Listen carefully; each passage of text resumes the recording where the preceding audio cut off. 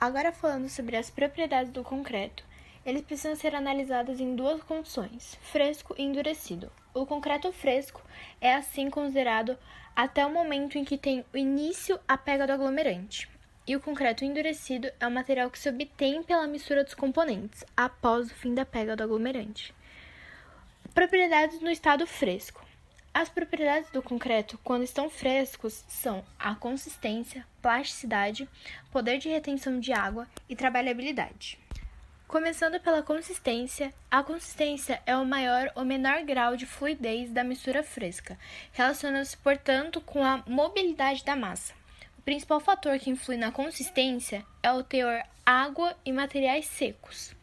O teor de água e materiais secos é a relação entre o peso da água e o peso de materiais secos multiplicada por 100. Aplicamos isso em uma forma bem simples e, em função desse resultado, o concreto ele é classificado em 3 tipos. Seco ou úmido, que é quando a relação água e materiais secos é baixa, entre 6% e 8%. Plástico, quando a relação água e materiais secos é maior que 8% e menor que 11%, e fluido, quando a relação água e materiais secos é alta, entre 11% e 14%. Agora sobre a plasticidade. A plasticidade é a propriedade do concreto fresco identificada pela facilidade com que ele é moldado sem se romper. Depende fundamentalmente da consistência e do grau de coesão entre os componentes do concreto. Quando não há coesão, os elementos se separam. Isto é, ocorre uma segregação.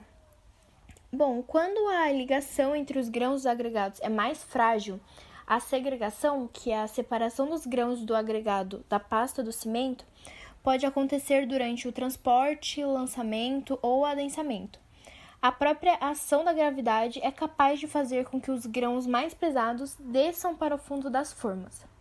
Massas com agregados de menor dimensão normalmente são pouco ásperas e muito coesivas, tendo, portanto, uma alta plasticidade. De modo geral, quanto mais densa for a armadura e mais próximas estiverem as paredes das formas, maior deve ser o grau de plasticidade da mistura para que não apareçam vazios na peça depois de concretada.